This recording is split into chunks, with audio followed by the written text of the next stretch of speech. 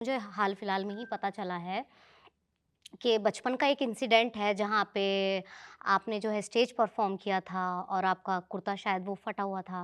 मैं जानना चाहूँगी क्या कहानी क्या है ये? ये कहानी मुझे लगता है मैंने आज तक हर इंटरव्यू में बताई होगी हाँ। और फिर भी ये कहानी उखड़ी-उखड़ी सबको पता है। तो स आज हो जाए। कुछ भी नहीं है इसमें मतलब हाँ, इसमें मेरा कोई क्रेडिट नहीं है। अच्छा। क्रेडिट जाता है सिर्फ़ मेरी माँ को और ये कहानी भी मुझे एक इंटरव्यू पे बैठे-बैठे याद आई थी। तब मेरी मॉम ने कहा था तेरे को आज भी याद है ये बात? तो ऐसा है कि बच्चे जो होते हैं वो नटखट होते हैं और मैं पढ़ता था ऐसे स्कूल में जहाँ पे अमीर ख़ानदान के बच्चे पढ़ते थे बट क्योंकि मैं इंटेलिजेंट था तो मुझे फुल फ़ी कंसेशन मिलता था तो मैं अफ़ोर्ड कर पाता था कि मैं जा सकूँ। जी। बहुत मुश्किल से साल की किताबें और ड्रेस जो स्कूल की होती है, वही जुटा पाती थी माँ मेरी और हाउस ड्रेस भी एक होती थी कलर वाली, वो भी मैंने कभी नहीं पहनी क्योंकि हमारे पास उतने पैसे नहीं थे कि हम 2 ड्रेसेस लें।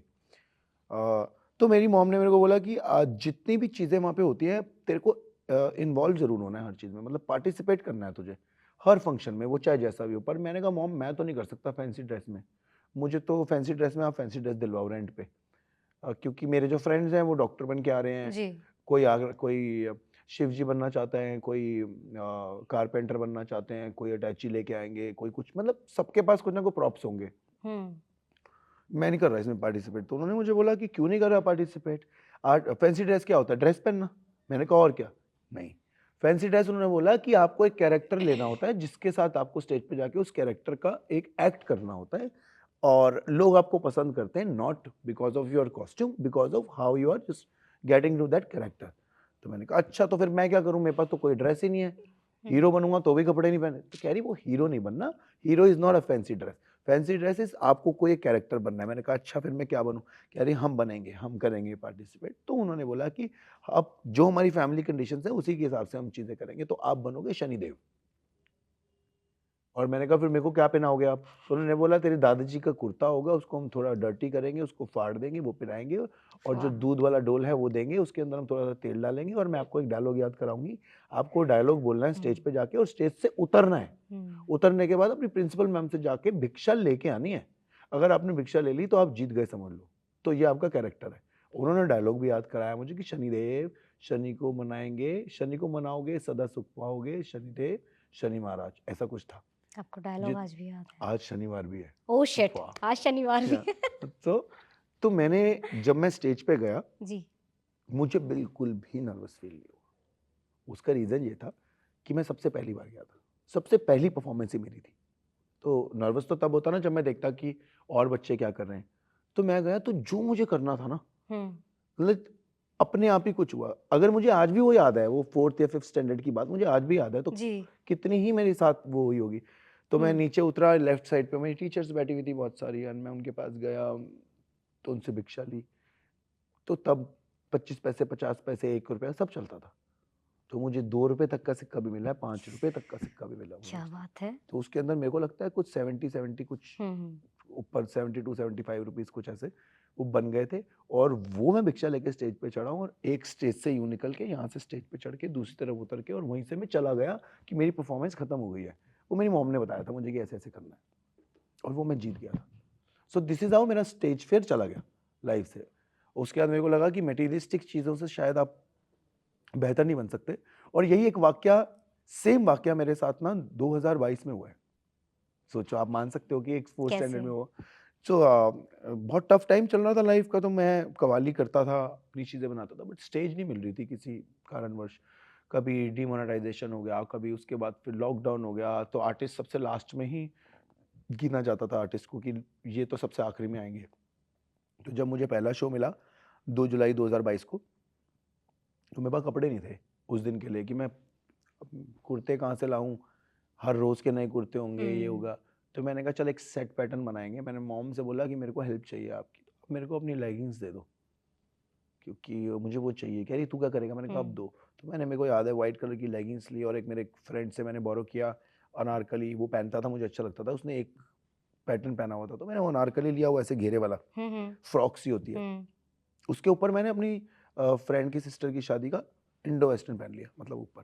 तो ब्लैक वो था ब्लैक अनारकली और सफ़ेद पजामी जी। And then I went on stage and performed and I I turned around वो घूमा और वो एक हुँ। वाइब बनी और वो अपने आप ही हुआ, हुँ, मतलब हुँ, जैसे हुँ। वो स्टेज पे हुआ था ना, हाँ, हाँ, हाँ, तो वो हाँ। परफॉर्मेंस हो गया और आज तक मैं वही पहनता हूँ। जबकि वो बनाई हुई चीजें थी, टुकड़े टुकड़े कहीं से समेट के बनाए थे जो वो वाह! चीजें थी। तो जब टुकड़े समेट के आप कोई चीज बनाते हो ना, बहुत मजबूत बनती है। पता है मुझे आपसे पूछना था कि आप स्टेज पे बहुत बार जाते हो, जो और सेलेब्स हैं ना, वो अपने लुक्स पे बहुत ध्यान देते हैं। लेकिन आपका जो लुक रहता है ना, वो एक्चुअल में बहुत अलग है। हम्म, कहीं न कहीं वो अपनी इंडिया के कल्चर को तो रिप्रेज़ेंट करता ही करता है, लेकिन साथ ही साथ वो कुछ हटके है, जो हम्म। आई थिंक बॉलीवुड के बस की बात तो नहीं है।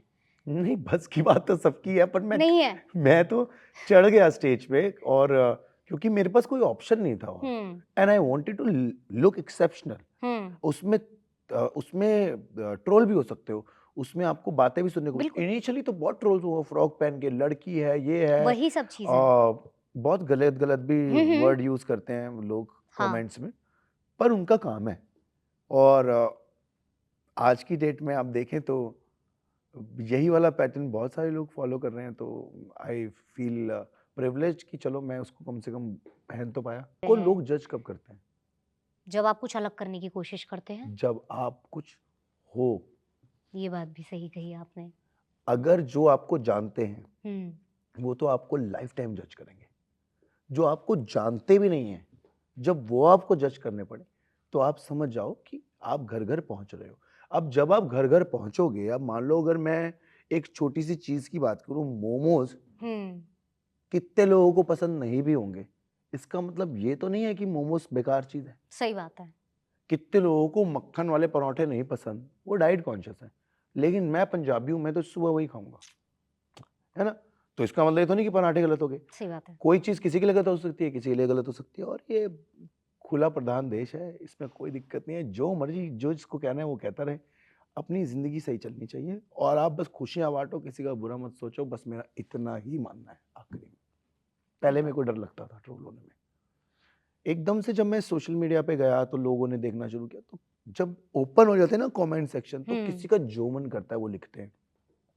मैं पहले डरता था, फिर ये भी मेरे को मेरी माँ ने समझाया कि वो जो मैं आपको आज बता रहा जी, हूँ जी, जी, जी। कि लोग तभी बोलेंगे जब आप उनके घर तक पहुंच गए हो। हुँ, आप इस बात पे खुश नहीं हो कि आप पहुंच पा रहे हो दुनिया तक, आप इस बात पे दुखी हो कि आपको 10 लोगों ने गलत बोल दिया। जी। तो अब तो मैं उस चीज से बाहर आ चुका हूँ लाइफ में, मैं बस चिल करता हूँ।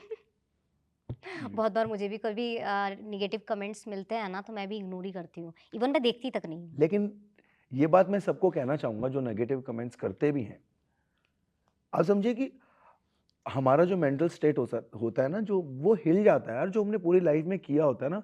आप समझो आपने 100 लोगों ने अच्छा लिखा, कहने की बात है कि 100 लोगों ने अच्छा लिखा, जब दो जो खराब लिखते हैं ना, नजर में वही खटकते हैं।